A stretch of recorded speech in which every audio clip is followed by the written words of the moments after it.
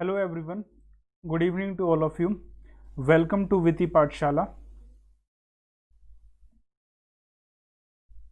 So in this class we would be going to learn about the monetary economics. So this is the 96th class, and in this class of Tamil Nadu SCRT 12th class economics, we would be going to study about the second part. This is the part second. So yesterday we did the part 1. So second part is about the inflation. Remember that inflation and related topics we would be going to study. Yesterday we have studied about the money and the topics related to the money. So let us start with this. So this chapter, it contains these topics. So yesterday first three topics are covered by me. So today we would be going to cover the inflation, meaning of the deflation, disinflation, stagflation, trade cycle. So topic to be read today are inflation. So in inflation we would be going to study about the meaning of the inflation, type of the inflation, causes of the inflation, what are the effects of the inflation, what are the measures to control the inflation. Then meaning of the deflation. What do you mean by deflation, disinflation and stagflation? We would be going to study these. And the last topic would be for the today would be the trade cycle. What do you mean by the meaning of the trade cycle? What are the phases of the trade cycle? Now both inflation and the deflation, these are the evils of the economy. So remember, these both, they are the inflation and deflation, they are evils of an economy. So that's why we need to study these concepts. And the favorite topics of the UPSC, either it would be asking you about the inflation or the monetary, the money thing that we did. Now after the class I would be posting the questions, 20 questions which are given at the back of the book. So those question, MCQ questions, you can practice and you will get to know how much you learned. So if you are getting less than the 10 score out of the 20 question, if you are getting less than 10 score, so that means that you require once more you require to read the chapter. So first we will be beginning with the meaning of the inflation. सबसे पहले start करेंगे inflation क्या meaning है. Now inflation, it is a consistent and appreciable rise. So what is it? First thing you should be understanding that inflation in Hindi, if I talk to you, so inflation general language में हम इसको महंगाई बोलेंगे हिंदी में. So it is consistent and appreciable rise. Remember here the word rise has been written in the general price level. For example, 1 kg of the sugar is now 20 rupees, and after 1 month 1 kg is of 50 rupees. After 2 months, this is after 1 month, after 2 months it would be the 1 kg go to the 100. So it is a consistent appreciable rise in the general price of the level. So example, if I have to give to you the real life example is your top. So I am talking about you the tomato, onion and the potato. So its price have been rising.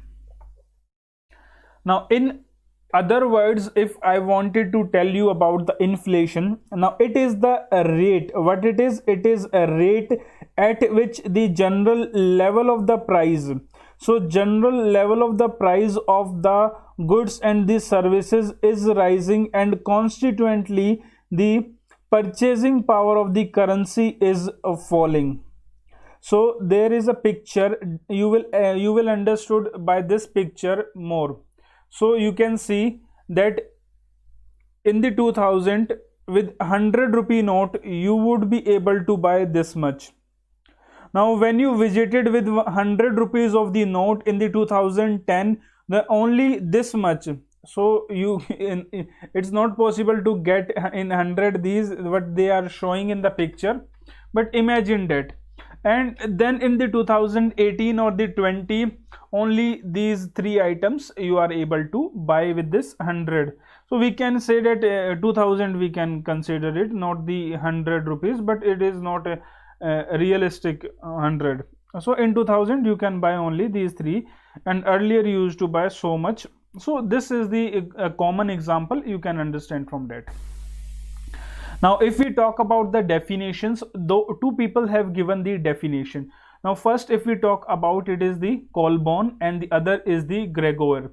So Colborn, he says that the too much of the money chasing too few goods. So what is inflation? Inflation means कि in the market there is so much of the money, market में पैसा बहुत ज़्यादा है और goods कम है, मतलब कि खरीदार बहुत ज़्यादा हैं और जो गुड्स जो हैं उनकी सप्लाई बहुत कम है, तो उससे क्या होगा, जो बेचने वाला है उसको महंगा कर देगा. So the seller will make the price rise in the commodity of the commodity. For example, if there is only 1 kilo of the tomato is left, and if at that stall in the night 5 people came, and one says I will give you 50, other says I will give you 100, other says I will give you 200, other says that I will give you 500, ultimately the seller will give to the person who is paying the maximum, that he will give that to the 500 person who is paying the 500. So means that the buyers are more but the seller with the commodity is less. Now what the Gregory says, that a state of the abnormal decrease, what it is the state of what? Abnormal decrease. Remember that decrease in what? Decrease in the quantity of the purchasing power. So either this situation or either this situation. Now let's move to the next topic, that is the types of the inflation. I hope you understood what is inflation. Now what are the types of the general price rise? So we can say that the general price rise of a commodity is the inflation. महंगाई हिंदी में कह देंगे. Now types of the inflation, there are the 4 types. Now these are the creeping inflation, walking inflation, running inflation, and galloping inflation or the hyperinflation. You can see the picture. So how these have been displayed on the basis of their speed. So creeping would be the less as compared to the walking and the running, and the same way hyperinflation would be the much more than the other inflations. Now let's study them one by one. First we will be studying about the creeping inflation. Now remember that the graph, it shows that, for example, a question comes in your mains, so do make this type of the graphs, because if you are making the flow chart in the mains, if you are making the graph, if you are making in the geography, that the map you are making, or you are making any figure, so these will fetch you more marks. For example, if you have seen the mark list of the toppers, you will identify that the people, the student like the rank 1, he was getting the more marks in the written exam, that is the mains, he was getting the more marks as compared to the your personality test. So devote your maximum in gaining the marks from your mains. So सब ज़्यादा से ज़्यादा जो आपको marks achieve करने हैं, do try to achieve that through your mains. Personality test पर निर्भर मत रहो, don't depend on the personality test. So try to improve. And one more thing I wanted to tell you that daily जो भी आप पढ़ रहे हो, रात को 1 घंटा या फिर आधा घंटा उसको लिखो. फॉर एग्जाम्पल अभी मैंने आपको इन्फ्लेशन पढ़ा दिया, एक बार आप खुद पढ़ लो, फिर खुद अपने बिना मतलब कि देखे हुए लिखना स्टार्ट करो. Okay, inflation is this, okay, then the types of the inflation, write it, whatever you remember, write in your own language. That will be very beneficial for you. उससे 2 चीजें होंगी, एक तो आंसर राइटिंग में help होगा, and the second, you will revise the chapter, you will never forget that chapter. So do try to follow this. Now first we will begin with the creeping inflation.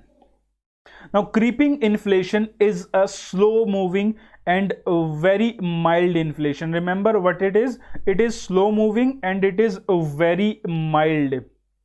So बहुत कम जो है price rise होता है. The rise in the prices will not be perceptible but the spread over a long period. So for example, if I say that earlier the price was 20 and it has been raised to the 40, but it was for the 2 3 4 months, it will not affect. But it rises to the 50, from then you will say that it has risen. Now this type of the inflation is in no way dangerous to the economy. Now this is also known as the mild inflation or the moderate inflation. But हल्का फुल्का महंगाई बढ़ गई है, ज़्यादा महंगाई नहीं बढ़ी है. पेट्रोल का एग्जांपल ले सकते हैं. पेट्रोल जो है 70 रुपीज़ था, 72 हो गया, 71 हो गया, उसमें ज़्यादा फर्क नहीं पड़ता है. बट एकदम से 70 से 80 पे जाएगा, 80 जो क्रॉस करेगा, उस पे लोगों को लगता है कि नहीं, वो ज़्यादा बढ़ गया है, ज़्यादा महंगाई हो गई है.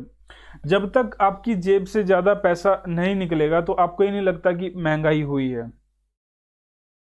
Now next comes is the walking inflation, when the price rise moderately. So what they have said that it is rising moderately and the annual inflation rate is single digit.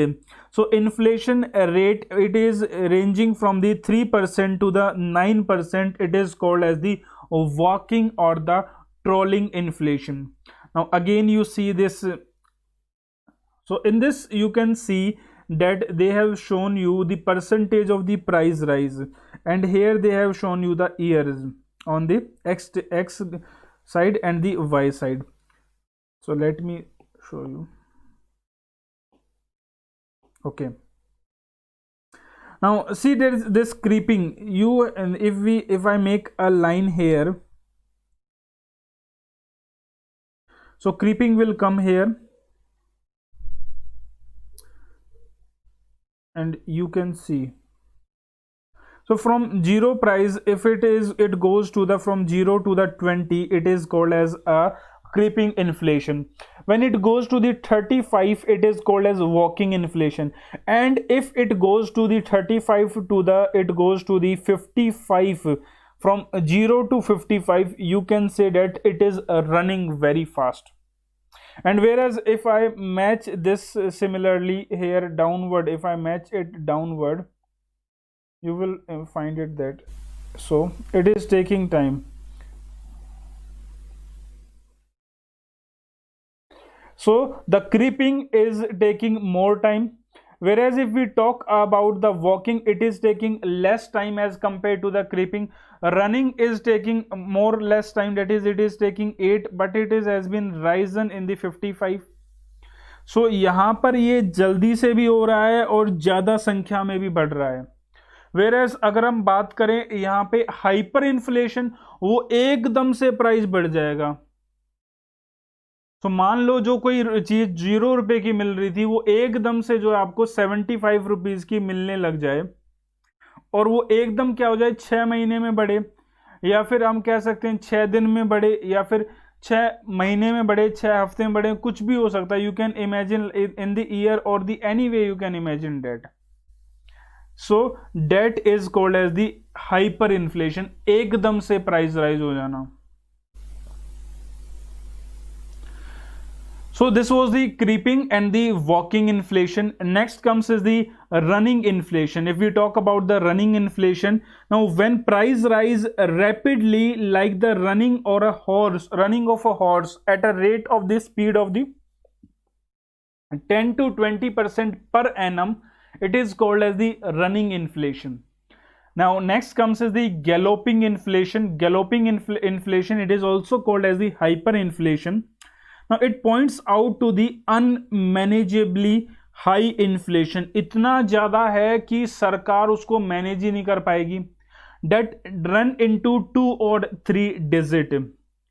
So 2 digit और the 3 digit में उसकी जो है संख्या होती है.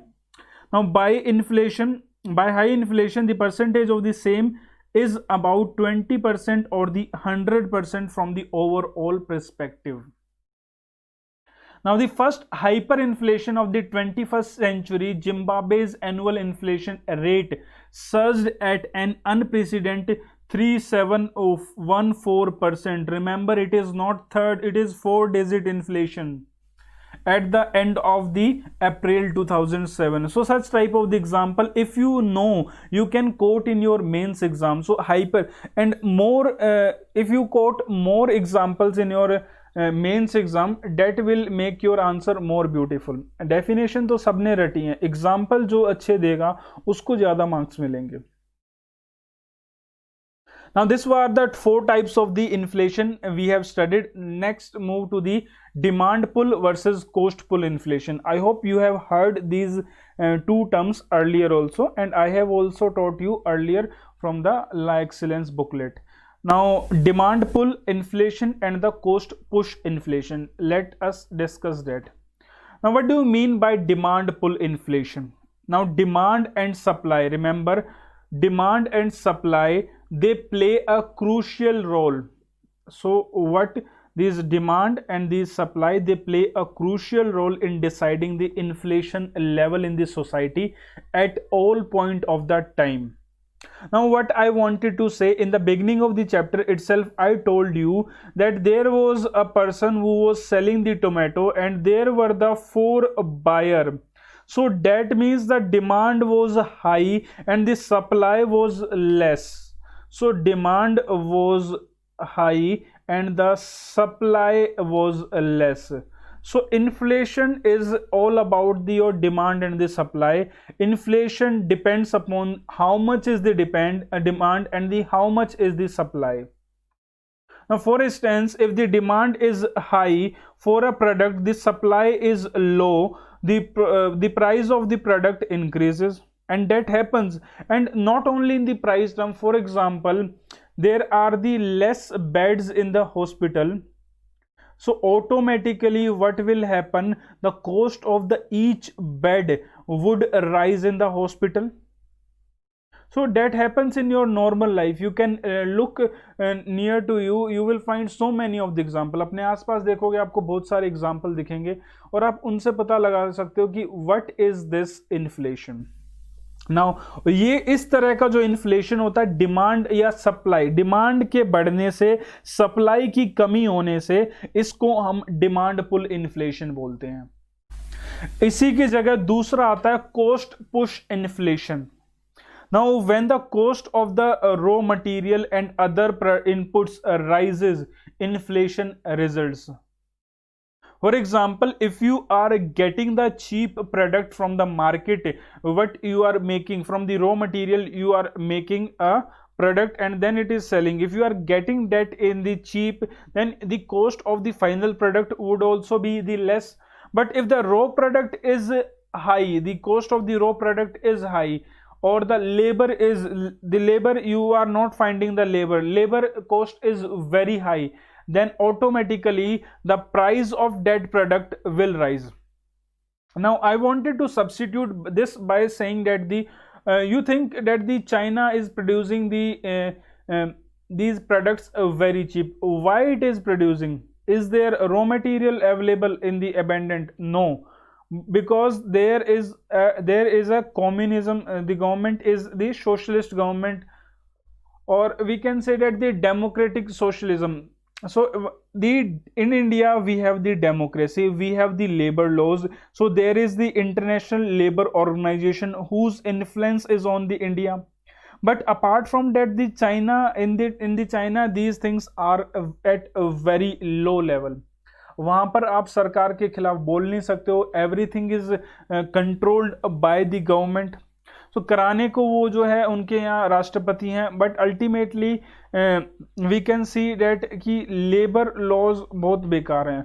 वहाँ पे इतनी जनसंख्या, पता नहीं चलता. मीडिया कंट्रोल कौन करता है? गवर्नमेंट कंट्रोल करता है. तो पता नहीं चलता. और जो वो कॉस्ट, जो इतना कम सस्ते में हमें जो सामान मिल रहा है, वो इसीलिए मिल रहा है क्योंकि लेबर से ज़्यादा घंटे काम कराया जा रहा है, उसको कम पे किया जा रहा है. अल्टीमेटली जो है जो कॉस्ट एक मटेरियल की जो है आप बाय कर रहे हो, उसकी कॉस्ट अपने आप कम हो जाती है. Now, increase in the wages paid to the labor also leads to the inflation. Okay, second point they are saying about that only. So I hope this is understood to you. Demand pull versus the cost push inflation. There are these two I have made you in this chart. Now next comes is the wage price spiral. So what do you mean by the wage price spiral? Now wage price spiral is used to explain the cause and the effect relationship between the rising wages and the rising the prices or the inflation. So what happens, जैसे जो है wages rise होंगी तो inflation भी rise होगा. Now demand pull of inflation आप यहाँ इस डायग्राम से भी जो है समझ सकते हो कि too much of the money chasing the too few goods कम है, मनी मार्केट में बहुत ज्यादा है. नाउ जब हम बाद में पढ़ेंगे कि कैसे इसको ठीक करना है, मेजर्स क्या हैं, उसमें हम ये करेंगे कि मॉनेटरी और फिस्कल पॉलिसीज आई जाते हैं. मॉनेटरी पॉलिसी याद रखो वो सेंट्रल बैंक के कंट्रोल में होती है और फिस्कल जो है वो गवर्नमेंट के कंट्रोल में होती है. ना सेंट्रल बैंक क्या करेगा, अगर ज़्यादा पैसा है मार्केट में जिससे कि महंगाई हो रही है तो वो पैसा खरीद लेगा, मतलब पैसा वापस खींच लेगा. और वो कैसे वापस लेगा पैसे को, ना वो करेगा इसको थ्रू दी इट्स पॉलिसी, जिसको बोलते हैं बैंक को वो जो है लोन के रेट बढ़ाने पे मजबूर कर देगा. जो लोन सस्ता मिल रहा था उस लोन के रेट बढ़ाने पे मजबूर कर देगा. ठीक है, वो करेगा CRR SLR के थ्रू. सो कल मैंने आपसे डिस्कस किया था C for central bank and the S for the you are keeping in your the commercial banks में. तो जैसे CRR SLR ज़्यादा पैसा रखना पड़ेगा तो उनके पास पैसा कम होगा जो कि वो लोन पे दे पाएंगे, तो कम पैसा होगा तो उसको जो है ज़्यादा रेट पे देंगे. और अपना इसके अलावा ये तो मैंने दो एग्जांपल दिए, then repo rate and the other rates are also there. अगर उनका जो प्राइस इंक्रीज हो जाएगा तो सेम वे जो लोन जो आपको मिल रहा है बैंक प्रोवाइड कर रहा है उसका भी जो है वो कम हो जाएगा. सो ये कुछ तरीके होते हैं. नाउ सेम वे अगर जो है सेंट्रल बैंक को जो डिफ्लेशन है, मंदी चल रही है, ठीक है, अभी डिफ्लेशन का दौर है, अब मार्केट में पैसा छोड़ना है, तो अब डिफ्लेशन है कोरोना के टाइम में, तो वो मॉनेटरी लेवल पर RBI कैसे करेगा एंड दी गवर्नमेंट कैसे करेगी. नाउ आपने गवर्नमेंट का सुना था कि गवर्नमेंट ने क्या किया था कि अपने जो सरकारी कर्मचारी उनको एडवांस जो है देने की बात कही थी कि वो लोग जो है 8 से 10 हज़ार रुपये जो एडवांस जो है वो ले सकते हैं. उसके अलावा LTC एडवांस उनको देने की बात की गई थी. सो इनसे क्या होगा, वो लोग LTC एडवांस लेंगे, फेस्टिवल एडवांस लेंगे तो वो मार्केट में उसको खर्च करेंगे. सो मार्केट में खर्च करेंगे तो सर्कुलेशन में पैसा जाएगा, वो मिठाइयाँ, कपड़े और गहने और बहुत सारी चीज़ें खरीदेंगे तो मार्केट में जो है पैसा आएगा. ठीक है, पैसा आएगा तो मांग बढ़ेगी, मांग बढ़ेगी तो प्रोडक्शन बढ़ेगी.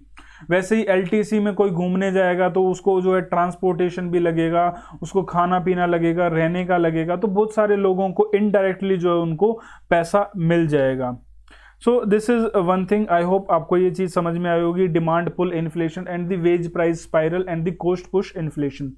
सो these are the thing you must understand because ये बेसिक कंसेप्ट हैं एंड ये आप न्यूज़पेपर में अब तो बेसिकली दिस COVID-19 हैव, इसके कारण आपको जो है हर रोज ये सुनने को मिल रहा होगा, न्यूज़पेपर में आप पढ़ते होगे.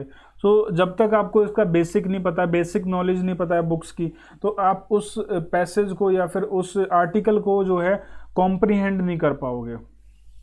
सो let's move to the next. The next topic is about the other types of the inflation.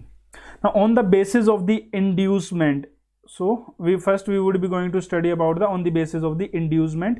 Now first is the currency inflation. Now what do you mean by the currency inflation? Now the excess supply of the money in the circulation, it causes the rise in the price level. Now I told you that if there is so much of the money in the market, so the people would be spending more than saving the less. So the RBI or the central bank of a country will take the measures which I told you a while before. Now next comes is the credit inflation. What do you mean by credit inflation? When banks, credit का अगर word आ रहा है तो उसका मतलब होता है loan की तरह, उसको जो है जनरल भाषा में समझने के लिए लोन की तरह उसको जो है we can use that. When the banks are liberal in the lending credit, the money supply increases. So जब मान लो आपको पहले 6% ब्याज पे सालाना जो है आपको लोन मिल रहा था, you are getting the loan at the 6% interest, now the bank is giving you at the 2%, then the more people would be coming and they will be taking the loan. So what happens, 2% पर मिलेगा तो ज्यादा लोग loan लेंगे and the money supply वो increase हो जाएगी and thereby rising the prices. Now there was an article in the news and it was talking about that so much of the people they are it was in the news that the how to increase the money supply, and one way that the RBI was about to give the credit facility should be provided to the people. So the RBI had done the repo rate, it has done repo and the other rate it has decreased. So RBI ने क्या करा, repo और बाकी जो other rates थे इनको अगले chapter में पढ़ेंगे कि ये रेट होते क्या हैं, बट अभी के लिए समझो कि जो लोन जो एक कमर्शियल बैंक RBI से जो लोन लेता है उसके प्राइस कम कर दिए गए. So the price of the commercial loan from the RBI that has been done less, उसको कम कर दिया गया. तो अब जब आगे वो उसको ट्रांसफर करेगा, जब वो कमर्शियल बैंक आप लोगों को देगा तो वो कम दाम पे देगा. तो उद्देश्य यही था, बट अल्टीमेटली क्या हुआ, तो बैंकों का एनपीए बढ़ रखा था. पहले का एनपीए मतलब कि नॉन परफॉर्मिंग असेट. इसका मतलब क्या हुआ कि जो पहले जिन बंदों को लोन दिया है लाइक विजय माल्या, नीरव मोदी, ऐसे बहुत सारे लोग हैं और उनसे वापस पैसा नहीं निकलवा पाए. तो अल्टीमेटली इस एनपीए को कवर करने के लिए जो ये लोन में आरबीआई ने कमी करी, तो उन्होंने इस एनपीए में जो है उस पैसे को डाल दिया, उसको यहां पर यूज करा rather than they providing to a common people. आप लोगों तक वो पैसा पहुंचा ही नहीं. आरबीआई को फिर बाद में पता चलता है कि ओह ऐसा हो रहा है, तो फिर उन्होंने अपना चीजें जो है चेंज करी. इनिशियली अगर हम बात करें, जब लॉकडाउन स्टार्ट हुआ था तो आरबीआई ने यही सोचा था कि हम अपना जो अपनी तरफ से कम कर देते हैं तो आगे बैंक अपनी तरफ से कम कर देगा, बट अल्टीमेटली हुआ नहीं ऐसा. सो एक तो करेंसी हो गया, दूसरा क्रेडिट हो गया. Now next third one here comes is that the deficit induced inflation. Now the deficit budget is generally financed through the printing of the currency by the central bank, और उससे क्या होता है, प्राइजेस राइज हो जाते हैं. Now, what do you mean by deficit-induced inflation? Now, deficit means कमी कर देना, किसमें, बजट में कर देना. It is generally financed, कैसे फाइनेंस किया जाता है उसको, मतलब कि deficit budget means that the जो आपके बजट में कमी हो रही है. फॉर एग्जाम्पल एक टैक्स ज़्यादा आना था बट टैक्स कम आता है, बट आपको जो है ज़्यादा बजट बनाना है, आपकी जो वो बीच में जो गैप है उसको भी कवर करना है, तो उसको फाइनेंस किया जाता है प्रिंटिंग ऑफ करेंसी के थ्रू सेंट्रल बैंक के द्वारा. अब ऐसा ही एक सुझाव दिया गया था गवर्नमेंट के द्वारा कि प्रिंट करने के लिए नोट्स को, बट आरबीआई ने बोला कि पहले मेरे को कुछ दो. आरबीआई बोला कि मेरे पास कुछ सिक्योरिटी होनी चाहिए कि जब मैं आपको प्रिंट करके और करेंसी दूंगा.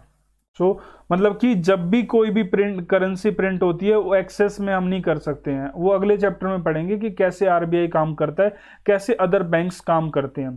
तो अगर हवा में पैसा नहीं जनरेट होता, उसके पीछे कुछ रखा होना चाहिए, आइदर गोल्ड या फिर एसडीआर या फिर गवर्नमेंट सिक्योरिटीज बोलते हैं. तो बोला आरबीआई ने बोला कि ठीक है, अगर आपको करेंसी चाहिए तो आप जो है सिक्योरिटीज प्रिंट करके दे दो हमें, हम उस सिक्योरिटीज को बेच देंगे और आपको पैसा दे देंगे. तो कुछ जरिए होते हैं जो अपनी तरफ से सरकार भी लेती है एंड आरबीआई भी करता है. ऐसे हवा में पैसा जो है वो जनरेट नहीं होता कि जितना चाहो फिर तो उतना ही करेंसी जनरेट कर सकते हैं हम. एज अ रिजल्ट उससे क्या होता है, प्राइस राइज होता है. Now next comes here is that the profit induced inflation. अगला जो है वो है आपका profit induced inflation. आप लोगों की जो भी डाउट है वो मैं बाद में लास्ट में डिस्कस करूंगा, आप जो है कमेंट सेक्शन में लिख के छोड़ दीजिए. Now when the firms aim at higher profit, जब भी जो फर्म्स हैं वो हायर प्रॉफिट चाहेंगी, they fix the price with the higher margin, so prices go up.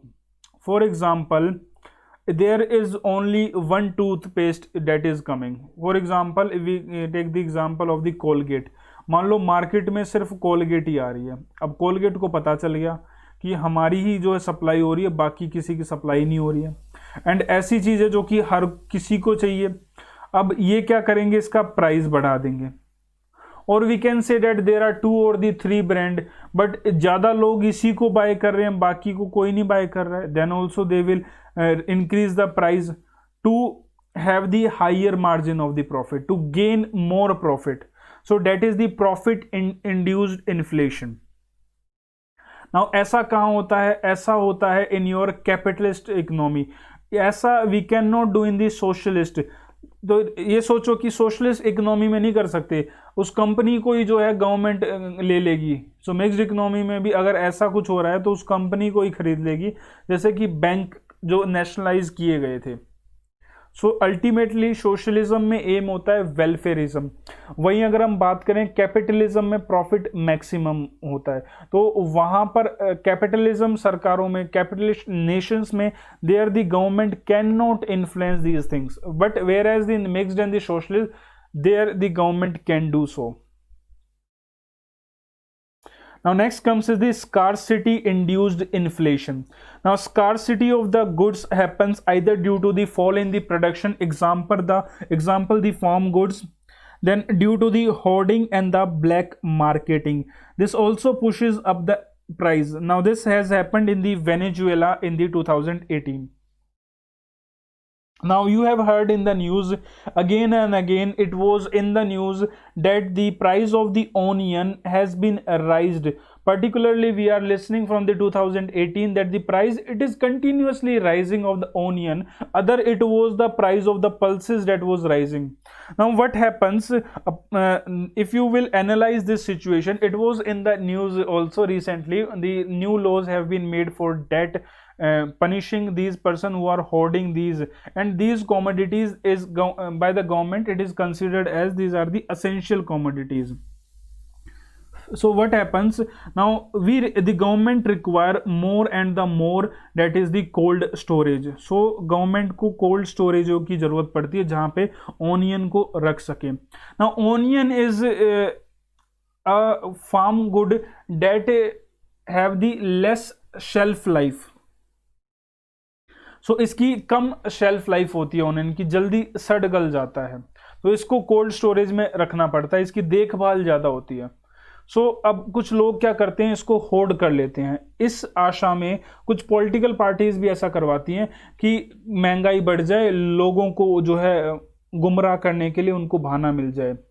So they get an excuse, and that is for their political motive. And ultimately when there is the scarcity, what will happen, there would be less supply. Ultimately aim क्या है कि market की supply रोक दो, decrease the supply of the farm good or the other product in the market.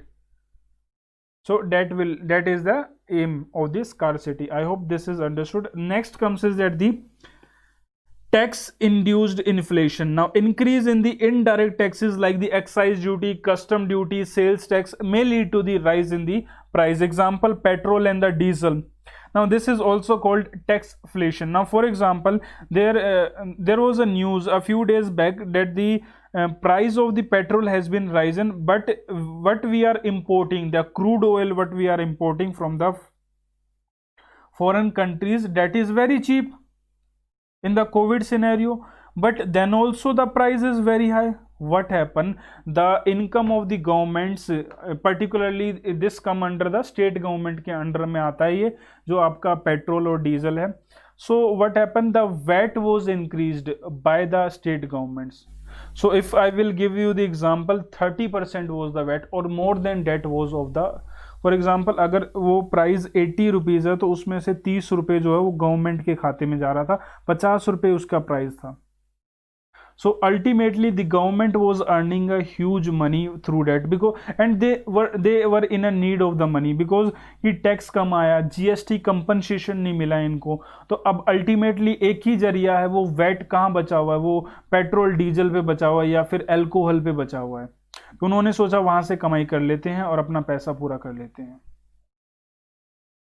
Now these were the things we have discussed, other causes. Now next comes is the causes of the inflation. Now first cause is the increase in the money supply. So ये अभी हमने discuss किया है, money supply बढ़ जाएगी तो जो है क्या होगा, लोगों की परचेजिंग पावर बढ़ जाएगी. रिमेंबर डेट मनी सप्लाई से क्या होता है, खरीदने की क्षमता बढ़ जाती है, परचेजिंग पावर जो है वो इंक्रीज हो जाती है. Now inflation is caused by an increase in the supply of the money, which leads to the increase in the aggregate demand.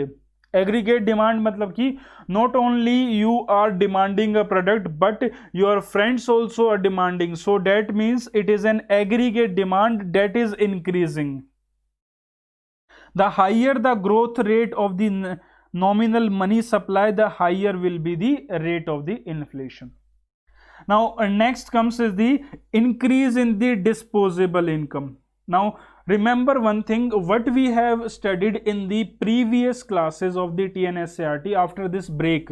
So जो अभी हमने break लिया था और जब हमने 12th class की जो book start करी है, I hope you are understanding that I am connecting every link by link. जो आप पहले चीज पढ़ रहे हो बाद में फिर से दोबारा आ रही है. For example, we have studied the disposable income. हमने capitalism, socialism and we have studied about the mixed economy. वो बार बार कंसेप्ट यूज हो रहा है. अभी हमने मनी पढ़ लिया, मनी का कंसेप्ट, मनी सप्लाई का कंसेप्ट जो है वो यूज हो रहा है. इस सेम वे दो चीजें मैंने आपको बताया, वो तो रट लो, वो होता है आपका स्टॉक और फ्लो वाला वेरिएबल. जो ये जो चीजें मैंने आपको कराई थी फर्स्ट डे, तो इनको तो हम हर जगह यूज करें, हर चैप्टर में इनका यूज है. So increase in the disposable income. Now what do you understand by disposable income? ये मैं आपको पहले पढ़ा चुका हूँ. Disposable जो आपके हाथ में है, जो आप खर्च कर सकते हो, सेविंग टैक्स देके जो आपकी बच जाती है. Now when the disposable income of the people वो बढ़ जाएगी खर्च करने की. फॉर एग्जाम्पल आपका पहले आपकी कमाई थी 10,000 रुपये, अब जो है आपकी कमाई बढ़ के 12,000 हो गई. आप सोचोगे कि मैं पहले जो है खर्च करता था, आप 5,000 रुपये खर्च करते थे. Now you were saving earlier 5,000. You will say that 5,000 saving would be enough, or you will add 500 in the saving. Now you have the 1,500 extra to spend in the market. Other than that, you have the EMI option nowadays. EMI पे कुछ भी खरीद लो और महीने महीने जो है पैसा दो. So that is the disposable, खर्चा करने वाली जो इनकम वो बढ़ जाती है. So that means now you have in a month that is 1,500 rupees more.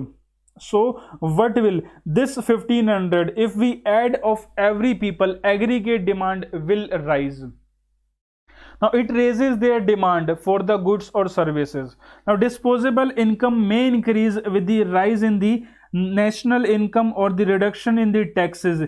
तो कैसे ये आपकी डिस्पोजेबल इनकम बढ़ेगी, या तो नेशनल इनकम में जो है बढ़ोतरी हो या फिर टैक्स में कमी हो, reduction in the saving of the people. और अर्लियर क्या 10 ही आपकी इनकम उतनी ही रहे, बट आप सोचो कि ठीक है 4,000 बहुत है, अब मैं 6,000 खर्चा करूंगा, तो वो भी एक तरीका हो सकता है. तो these are the thing that you should understand. These are the common thing जो आपके आसपास होती हैं daily. Now next comes is the increase in the public expenditure में. The government activities have been expanding due to the developmental activities and social welfare program, and that also leads to the price rise.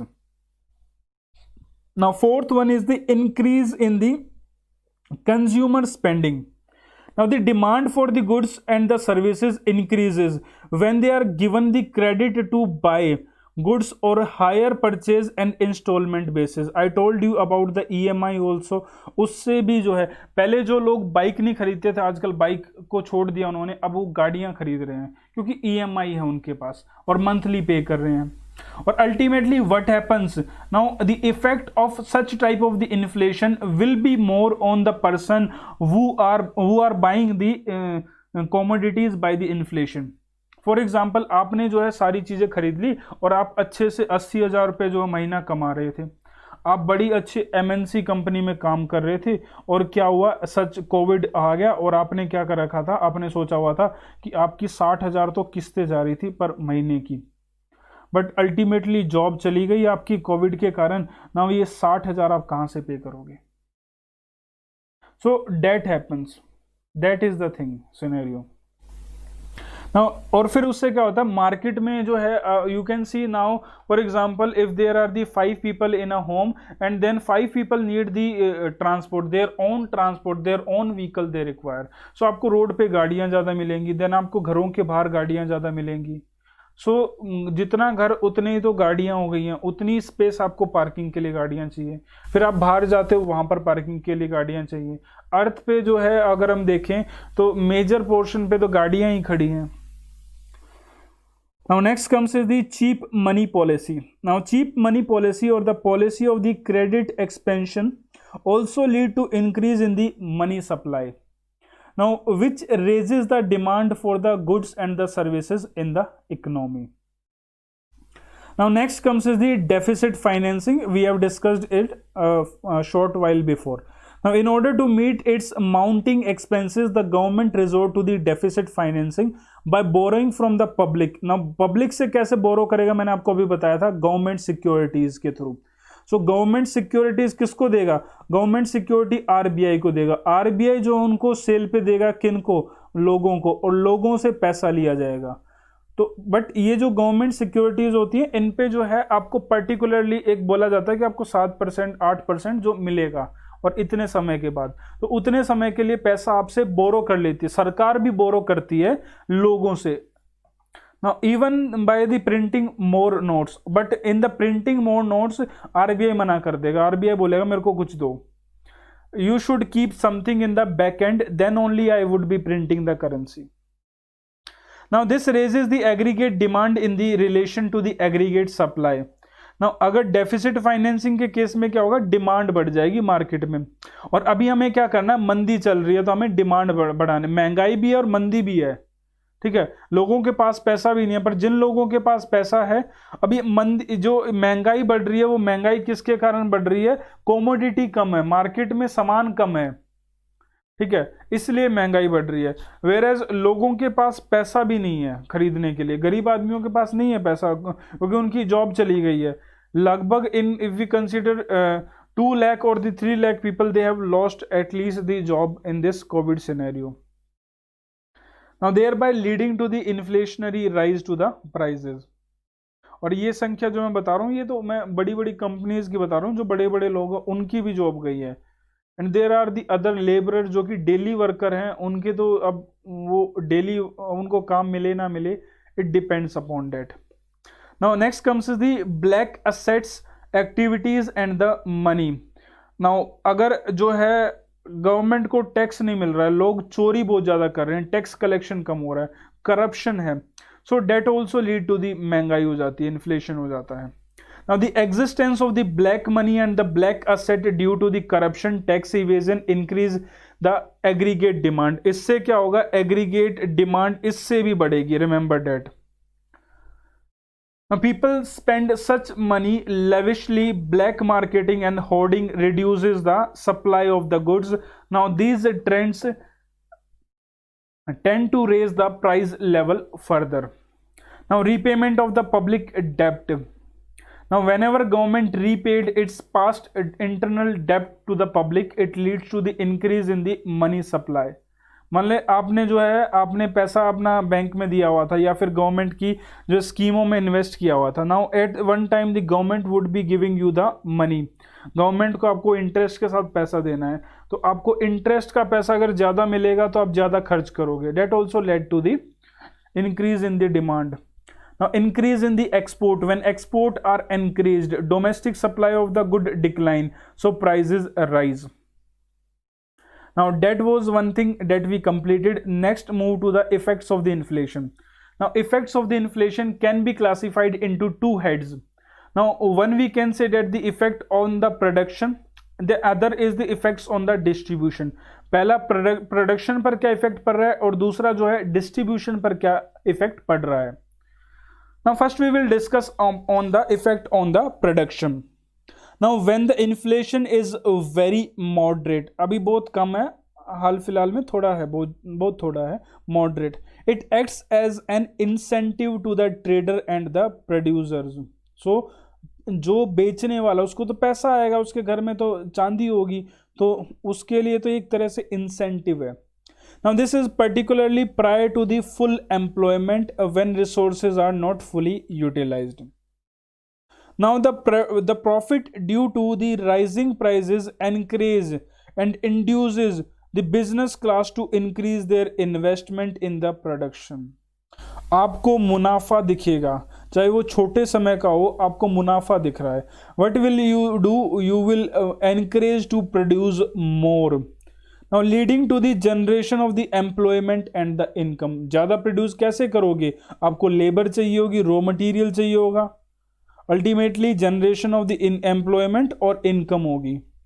Now at that time, in the मंदी के time पे, अभी Covid में जो government employment income generate करना चाहती है, it is trying to increase the money supply. So उस मनी सप्लाई से क्या होगा, लोग जो पैसा जो है बाकी गरीबों तक जाएगा. Now, however, hyperinflation, it results in a serious depreciation of the value of the money. It discourages the saving on the part of the public. Now, when the value of the money undergoes considerable depreciation, this may even drain out the foreign capital already invested in the company. मान लो Amazon Bharat में आया, Amazon उसको मुनाफा ही नहीं हो रहा है, ultimately वो क्या करेगा, भाई जितना नुकसान हो गया, मैं जा रहा हूँ छोड़ के. अल्टीमेटली वो इन्वेस्ट नहीं करेंगे, कंपनी को कुछ ना कुछ प्रॉफिट चाहिए, then only they would be investing in your country. Now why they are leaving the China and they are coming to the India? China, the companies were in the China because there was the labour was the cheap there you will easily get every material, raw material, so that's why the China was preferred by the companies.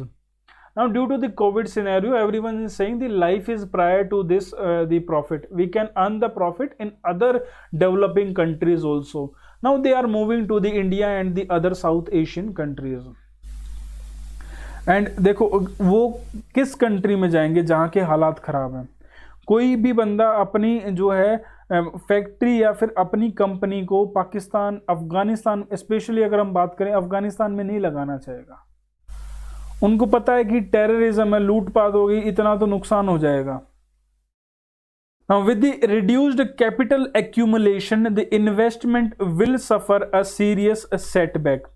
Now that's why जो आपके ये जो index आते हैं, जो आपकी reports release होती हैं, very important for the foreign companies to invest in your country. जो फॉरेन एमएनसी कंट्री अगर आपके कंट्री में जो है इन्वेस्ट करें, उसके लिए बहुत ज़्यादा इंपॉर्टेंट है कि आपका करप्शन इंडेक्स ठीक हो, आपका इन्वायरमेंट परसेप्शन इंडेक्स ठीक हो, और most important is the ease of doing business में आपकी रैंकिंग अच्छी हो. और then our Indian government, it is focusing more on the ease of the doing business. There are the 10 points in the ease of the doing business report. Now the government is trying to make accessible of the business to the that foreign companies they can come, and therefore improvement is shown by the government कि हमारी ranking बहुत उभर के आई है. Ultimately government का M क्या है कि अगर हम ease of the doing business में हमारी छवि अच्छी होगी और हमारे फॉरेन रिलेशन अच्छे होंगे, तो बाहर से कंपनियां इंडिया में इन्वेस्ट करने की सोचेंगी. अब जब वो इन्वेस्ट करेंगी, when will they come to the India, they will set up, और वो यहाँ पे खर्चा करेंगी. Ultimately the money will go to the people, लोगों के पास जाएगा, अल्टीमेटली उनको भी प्रॉफिट हो रहा है, बट यहाँ पर एम्प्लॉयमेंट जनरेट होगी. And India is also a market. For example, if I give you the example of the T, so T के हम मैक्सिमम प्रोड्यूसर हैं, बट हम एक्सपोर्ट में आगे नहीं है. भारत जो है एक्सपोर्ट नहीं करता है टी का, क्योंकि हम कंज्यूम कर लेते हैं टी को. सो आधे से ज़्यादा हम कंज्यूम कर लेते हैं, वो बचता ही नहीं है कि हम एक्सपोर्ट कर सकें. So that is also the scenario. बाहर से कंपनी आएंगी, वो यहाँ पे प्रोड्यूस करेंगी, आधा सामान उनका यहीं बिक जाएगा, तो उनको तो मुनाफा है ही. Now inflation also leads to the hoarding of the essential goods both by the traders as well as by the consumers, and leading to the still higher inflation rate. The inflation encourages investment in the speculative activities rather than the productive activities. Now next comes is the effect on the distribution पर, ये तो हमने देखा कि production पे क्या फर्क पड़ेगा, अगला हमें देखना है कि what will be the effect on the distribution. Now debtors and the creditors. Now during inflation debtors are the gainers. So what happens during the inflation, the debtors उनको मुनाफा होता है, वो गेनर्स होते हैं, while the creditors are the losers. Now the reason is that the debtor had borrowed when the purchasing power of money was high. So जिसने पैसा बोरो किया है उसने जब किया था जब परचेजिंग पावर ऑफ मनी बहुत ज्यादा हाई थी. Now repay the loans when the purchasing power of the money is low due to the rising prices. So this is the one scenario जो कि मैं आपको पहले भी एक्सप्लेन कर चुका हूं. Next comes is the fixed income group. अब इन पर क्या फर्क पड़ेगा of the effect of the distribution of the effect of the inflation. Now जिन लोगों की तनख्वाह फिक्स्ड है और the salary is fixed, those are the worst hit during the inflation because their income being fixed do not bear any relationship with the rising cost. Now आपने एक सुना होगा डियरनेस अलाउंस जो कि गवर्नमेंट देती है, रिव्यू करती है समय समय पर. जो गवर्नमेंट एम्प्लॉयज हैं उनको डियरनेस अलाउंस मिलता है, इसको हम हिंदी में बोलते हैं महंगाई भत्ता. अगर मान लो ये डीए ना बढ़े, डीए सेम रहे, तो डीए क्यों दिया जाता है, why it is given, it is given according to the inflation. Calculate कर लेते हैं कि महंगाई कितना दर है. अगर 7% है तो 7% आपको सैलरी का मिल जाएगा डीए. अगर आपका अभी अब मेरे हिसाब से अभी 17% डीए है, तो उस महंगाई के हिसाब से जो है गवर्नमेंट एम्प्लॉयज की फिक्स इनकम की जाती है थ्रू द योर दी जो सैलरी जो होते हैं आपके फिक्स होती है विद योर लेवल के हिसाब से, और जो पे रिव्यू कमीशन होते हैं पे कमीशन के हिसाब से वो फिक्स कर दी जाती है. बट जो इन्फ्लेशन में इंक्रीज होता है उस परसेंट के हिसाब से आपका जो है डीए इंक्रीज कर दिया जाता है, महंगाई भत्ता दिया जाता है. तो यू शुड बी रिमेंबरिंग जो इनकम फिक्स्ड इनकम होती है तो इनको बड़ा घाटा होता है. Now next comes the entrepreneurs. Now, inflation is the boon to the entrepreneurs, whether they are manufacturer, trader, merchant, or the businessman, because it serves as a tonic for the business enterprise. So, business करने वालों के लिए कैसा काम करता है, tonic के रूप में काम करता है. Now they experience windfall gains. एकदम से जो है चांदी हो जाती है, बहुत बहुत पैसा कमाते हैं कुछ. अब देखो एट दिस टाइम जो लोग मास्क बना रहे हैं उनके मजे हैं, जो सैनिटाइजर बना रहे हैं. पहले कौन यूज करता था sanitizer, no one use sanitizer, अब इनके मजे हो रखे हैं. So that is the scenario. Then investors, the investors who generally invest in the fixed in interest yielding bonds and securities. So जिनमें से सिर्फ फिक्स इंटरेस्ट आना है, जो बॉन्ड्स आपको फिक्स इंटरेस्ट देते हैं और जो सिक्योरिटीज आपको जो फिक्स इंटरेस्ट दे रहे हैं, have much to lose during the inflation में. तो इनको ज्यादा घाटा होता है. यही पूछता है यूपीएससी आपसे, डेफिनेशन नहीं पूछेगा, वो पूछेगा महंगाई का किस व्यक्ति पर कितना फर्क पड़ता है. On the contrary, those who invest in the shares stand to gain by the rich. So remember, आपको बॉन्ड और सिक्योरिटीज में जो है लूज होगा अगर आप इन्वेस्ट करते हो. आप अगर शेयर्स में करते हो, your value of the shares will be increase, यहां पर आपको गेन होगा. So that you should be remembering. Now the last part of this chapter we would be going to study tomorrow. Now because it is a bit conceptual topic, so tomorrow we would be seeing the measures. क्या धीरे धीरे करेंगे, but ये चीज़ें important है इसलिए मैं ज़्यादा फास्ट नहीं जा रहा हूँ, बिकॉज या तो आप समझ लोगे या नहीं समझ पाओगे, दो ही कंडीशन होंगी. सो टुडे आज हमने जो चीज़ पढ़ी एक बार उसको देख लेते हैं कि what we have studied today in this class. So अभी हमने पढ़ा meaning of the inflation.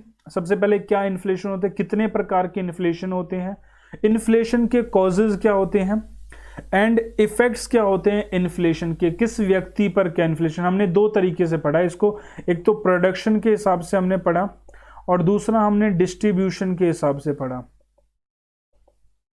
Now we have completed these four topics. Now what we will be going to study tomorrow is कि कैसे इन्फ्लेशन हो तो गया, अब इसको कम कैसे करना है, कौन कम करेगा, and that this is very important topic. Then next topic that is important, we would be going to study meaning of the deflation. Disinflation क्या होता है, stagflation क्या होता है, and this is a conceptual topic. Trade cycle क्या होती है. और जब तक आपको ये समझ में नहीं आएगा, you will not understand trade cycle. Now try to revise the things. जो अभी पढ़ा है उसको रिवाइज करो, एक बार दो बार पढ़ो और अच्छे से इसको पढ़ के आज ही खत्म करो, कल के लिए कोई चीजें मत छोड़ो. So do on the same day itself. So I am taking class of the 1 hour मैं daily class ले रहा हूँ. Apart from that I am taking the class of your on Monday, Wednesday and the Friday. And that I am going this slow because I am giving you 1 day so that you can make your own notes, so that you can read the NCERT chapters. तो इसलिए मैं आपको बीच में एक दिन दे रहा हूँ. वो इसलिए नहीं है कि गैप और कि जो है आप उस दिन रेस्ट करो, उस दिन वो इसलिए कि आपको जो होमवर्क है, आपका PSIR का कोई टॉपिक है उसके नोट्स बनाओ, NCERT के जो है आपका नोट्स बनाओ, जो भी आपका ऑप्शनल है उसके नोट्स बनाओ. Note making is very necessary. फिर से मैं कह रहा हूँ नोट मेकिंग करो. So that was all in this. So if you have any question you can ask me.